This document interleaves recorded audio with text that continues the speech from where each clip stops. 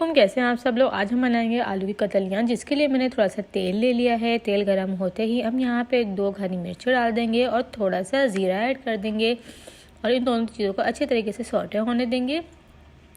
जब तक ये फ्राई हो रहे हैं आप मेरे चैनल को जल्दी से जाइए और सब्सक्राइब कर दीजिए। इसके बाद हम यहाँ पे आलू ऐड कर देंगे और उनको अच्छी तरीके से फ्राई करेंगे ताकि ये अच्छी तरीके से फ्राई हो जाएं, कुरकुरे हो जाएं और मज़े के लगें।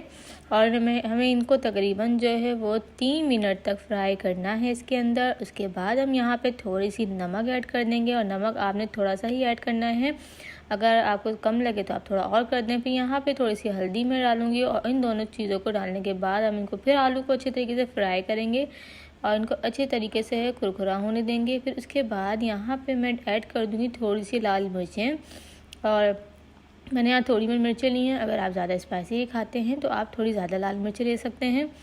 उसके बाद इनको अच्छी तरीके से फ्राई करेंगे। करने के बाद हम अदरक लहसुन का पेस्ट ऐड कर देंगे और उसको अच्छी तरीके से भुनेंगे ताकि जो है तमाम मसाले अच्छे तरीके से आपस में मिक्स हो जाएं। उसके बाद हम इसको ढक कर रख देंगे हल्की आंच पे, बिल्कुल स्लो फ्लेम पे।